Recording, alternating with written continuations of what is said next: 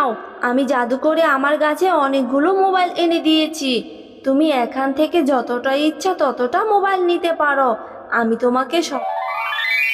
কি রে তিতি, তুই এখানে কি করছিস? বসে বসে মোবাইল দেখছিস? কয়দিন ধরে তুই খেলতে আসিস না কেন? চল আমরা গিয়ে কানামাছি খেলি। তোকে ছাড়া খেলা করতে আমার একদমই ভালো লাগে না, তাই তো তোদের বাড়ি চলে আসলাম তোকে নিয়ে খেলা করব বলে। না রে টিয়া, আমার একদম খেলতে ভালো লাগছে না, আমি যাব না। তুই যা, গিয়ে খেলা কর। আমি এখন মোবাইলে কার্টুন দেখবো। জানিস মোবাইলে কার্টুন দেখতে যে কত মজা লাগে।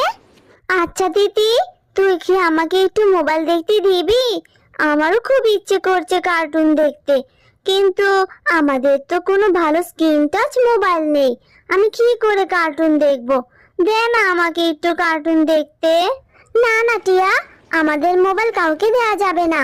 আমার মা আমাকে বলেছে কাউকে মোবাইল দিলে মোবাইল নষ্ট হয়ে যাবে। মা তো আমাকেই মোবাইল ধরতে দেয় না। জানিস আমি লুকিয়ে মোবাইল এনে দেখি। তুই মোবাইল ধরলে মোবাইল তো নষ্ট হয়ে যাবে, তখন মা আমাকে অনেক মারবে। আচ্ছা ঠিক আছে, মোবাইল না দিলে তোর সাথে আমি আর খেলবো না। আমি বাড়িতে গিয়ে এক্ষুনি মাকে বলবো আমাকে একটা মোবাইল কিনে দিতে। মা আমাকে একটা মোবাইল কিনে দিবে, তারপর আমিও অনেক কার্টুন দেখবো। তুই অনেক পচা, তোর সাথে আমি আর কোনোদিন খেলবো না। তুই আমাকে একটু কার্টুন দেখতে দিলি না তো?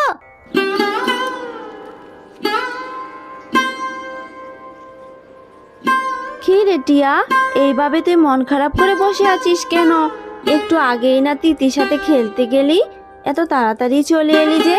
কি হয়েছে, এত মন খারাপ কেন মা? মা, ও মা, জানো তিতিদের বড় একটা স্ক্রিন টাচ মোবাইল আছে। ওই মোবাইলে তিতি সারাদিন কার্টুন দেখে। আমারও খুব ইচ্ছে করছে কার্টুন দেখতে। আমাদের একটা স্ক্রিন টাচ মোবাইল কিনো না মা। একটা মোবাইল কিনলে তুমি সবার সাথে ভিডিও কলে কথা বলতে পারবে, আর আমিও কার্টুন দেখতে পারবো। টিয়া, নুন আনতে পান্তা ফুরোয় আমাদের। আমরা তো ঠিক মতো 3 বেলা ভাতই খেতে পারি না, তুই আবার মোবাইলের কথা বলছিস? এই স্ক্রিন টাচ মোবাইল তো বড় লোকরা চালায় রে মা। আমাদের কি এত টাকা আছে যে এত দামি মোবাইল কিনবো? এমন আবদার করিস না রে মা, যা তোকে আমার পক্ষে কিনে দেওয়া সম্ভব নয়। মা, তুমি সব সময় এমন বলো যে টাকা নেই। তুমি টাকা জমিয়ে আমাকে একটা মোবাইল কিনে দিবে, আমিও তিতির মতো কার্টুন দেখবো আর ভাত খাবো। তুমি আমাকে কিছুই কিনে দাও না। আচ্ছা ঠিক আছে, তোর বাবা আসুক, তোর বাবাকে বলবো মোবাইল কিনে দিতে। এখন চল খাবার খেতে, অনেক বেলা যে হয়েছে। কি রে টিয়া, এইভাবে বসে আছিস কেন? খাবার খাচ্ছিস না কেন? তাড়াতাড়ি খেয়ে দেখ তো কেমন হয়েছে। আজ যে আমি তোর পছন্দের তরকারি রান্না করেছি। না মা, আমি খাবো না, আমার খিদে নেই। তোমাকে কখন থেকে বলছি আমাকে একটা মোবাইল কিনে দাও, মোবাইল কিনে দাও। না, তুমি আমার কোনো কথাই শুনছো না। তোর মোবাইলের ভূত এখনো যায়নি মাথা থেকে? সে কখন থেকে বলছি মোবাইল কেনার মতো এত টাকা আমাদের নেই। এত বায়না করিস না তো, চুপ করে খেয়ে নে। জানো মা, তিতি, ঝুমা, রিঙ্কু ওরা সবাই মোবাইল দেখে দেখে ভাত খায়। ভাত খাওয়ার সময় মোবাইল দেখে। তুমি আমাকে একটা মোবাইল কিনে দাও না মা, আমিও ভাত খাওয়ার সময় মোবাইল দেখে ভাত খাবো। টিয়া, আমি এত কথা শুনতে চাই না। লেখাপড়ায় কোনো মন নেই, এখন বলছে মোবাইল কিনে দিতে। আমি পারবো না তোকে মোবাইল কিনে দিতে। একদম কথা বলবি না আর, চুপ করে খেয়ে নে তো। আচ্ছা বুঝতে পেরেছি, তুমি আমাকে মোবাইল কিনে দিবে না। ঠিক আছে, আমিও তাহলে ভাত খাবো না, এই চলে যাচ্ছি আমি বাড়ি থেকে। আরে টিয়া, কোথায় যাচ্ছিস ভাত না খেয়ে? যাস না মা, ভাতটুকু তো খেয়ে যা। হ্যাঁ গো, তোমার মেয়ে কি শুরু করেছে বলো তো? তোমার মেয়ে সারাদিন আজ ভাত খায়নি। বাগিনী বাবির মেয়েকে দেখেছে মোবাইল থেকে কার্টুন দেখছে, এখন সেও বায়না ধরে বসে আছে মোবাইল কিনে দেওয়ার জন্য। ও, এই যে স্ক্রিন টাচ মোবাইল, ওই মোবাইলে কি কার্টুনও দেখা যায় নাকি? আচ্ছা ঠিক আছে শেফালি, তুমি আমার মেয়েটাকে আর বকো না। আর মা টিয়া, আমার কাছে তো এখন কোনো টাকা নেই। আমার টাকা হলে তোকে একটা মোবাইল কিনে দিব, তখন তুই কার্টুন দেখিস রে মা। তুমি এতগুলো টাকা কোথায় পাবে? আমাদের সংসারটাই তো কত কষ্ট করে চলে, আর তোমার কাছে যে জমানো কোনো টাকাও নেই। আহ গিন্নি, তুমি এত চিন্তা করো না তো। নিশ্চয় আল্লাহ একটা ব্যবস্থা করে দিবে। আমার মেয়েটার যেহেতু শখ হয়েছে, সেহেতু বাবা হিসাবে শখ পূরণ করাটা আমার দায়িত্ব। সত্যি বলছো বাবা? তুমি আমাকে মোবাইল কিনে দিবে? তুমি আমার লক্ষ্মী বাবা।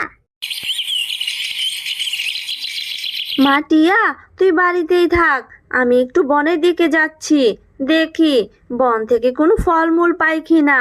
মা, আমাকেও সাথে করে নিয়ে যাও না। আমারও যে বনে ঘুরে ঘুরে ফল টোকাতে খুব ইচ্ছে করছে। আমাকেও নিয়ে যাও না মা। না রে মা, তোকে কি করে নিয়ে যাব?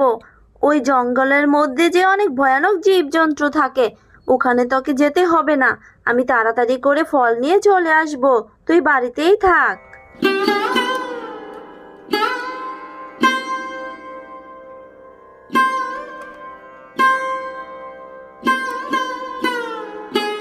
সেই কখন থেকে যে বনের মধ্যে ঘুরছি, কোথাও কোনো ফলের গাছ দেখতে পাচ্ছি না। মনে হচ্ছে আজ আমাকে খালি হাতেই বাড়ি ফিরতে হবে। আর একটু সামনে গিয়ে দেখি। শেফালি শিয়ালিনী, তুমি কোথায় যাচ্ছ? আমার গাছটা যে লতা পাতায় ভরে গেছে, আমার যে খুব কষ্ট হচ্ছে। তুমি আমার গাছ থেকে লতা পাতাগুলো সরিয়ে দাও না, আমি তোমাকে সাহায্য করব। আমি যে এক জাদুর গাছ। আহারে, সত্যিই তো, গাছটার উপর যে লতা পাতায় ভরে গেছে। তুমি কোনো চিন্তা করো না গাছ, আমি এক্ষুনি তোমাকে পরিষ্কার করে দিচ্ছি। এরপর শেফালি শিয়ালিনী গাছটির লতা পাতাগুলো পরিষ্কার করে দেয়। আহ, কি যে শান্তি লাগছে শেফালি শিয়ালিনী, তুমি আজ আমার অনেক বড় উপকার করলে। এইবার বলো, তোমার কি লাগবে? আমি তোমাকে সাহায্য করব, কারণ আমি যে এক জাদুর গাছ। তুমি আমাকে সাহায্য করবে? তাহলে তুমি আমাকে একটা মোবাইল দাও না। আমার মেয়েটা যে মোবাইলে কার্টুন দেখবে বলে জিদ করে বসে আছে, এখন পর্যন্ত কিছু খাবারও খায়নি। তুমি তাহলে আমাকে একটা মোবাইল দাও। ঠিক আছে, তবে দাঁড়াও, আমি এক্ষুনি জাদু করে আমার কাছে অনেকগুলো জাদুর মোবাইল নিয়ে আসছি। এই নাও, আমি জাদু করে আমার কাছে অনেকগুলো মোবাইল এনে দিয়েছি। তুমি এখান থেকে যতটা ইচ্ছা ততটা মোবাইল নিতে পারো। আমি তোমাকে সব সময়ই সাহায্য করব। এই জাদুর গাছ থেকে সব অসহায়রা মোবাইল নিতে পারবে। তোমাকে অনেক ধন্যবাদ জাদুর গাছ। আমি এক্ষুনি এখান থেকে একটা মোবাইল নিয়ে আমার মেয়েকে দিব। আমার মেয়ে যে অনেক খুশি হয়ে যাবে।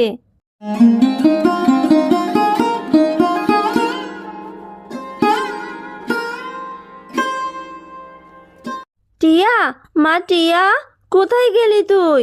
আয় না মা, দেখ তোর জন্য আমি মোবাইল নিয়ে এসেছি। ও মা, সত্যি তো দেখছি একটা মোবাইল। কত সুন্দর একটা মোবাইল। এই মোবাইল দিয়ে এখন আমি কার্টুন দেখতে পারবো মা। ও মা, দাও না, দাও দাও, আমাকে এই মোবাইলটা দাও। আমার যে খুব পছন্দ হয়েছে। কিন্তু মা, এই মোবাইল তুমি কোথায় পেলে? হ্যাঁ রে মা, এই মোবাইলটা আমাকে এক জাদুর গাছ দিয়েছে। ওই গাছটাকে আমি সাহায্য করেছিলাম, তাই ওই গাছ আমাকে এই মোবাইলটা উপহার দিয়েছে। কি মজা, কি মজা, খুব ভালো হয়েছে মা। এখন থেকে আমি সারাদিন এই মোবাইলে কার্টুন দেখতে পারবো। আমি ভাত খাবো আর কার্টুন দেখবো। অনেক মজা হবে, তাই না মা? এরপর থেকে টিয়া প্রতিদিন কার্টুন দেখতে থাকে। আর মোবাইলে কার্টুন দেখতে দেখতে একদিন টিয়া অসুস্থ হয়ে পড়ে। মা, ও মা, আমার যে মাথা ব্যথা করছে, চোখও ব্যথা করছে। আমার যে খুব খারাপ লাগছে। তাড়াতাড়ি আসো না মা, আমার যে ভীষণ মাথা ব্যথা করছে। ও মা, আমার আর মোবাইলও দেখতে ইচ্ছে করছে না।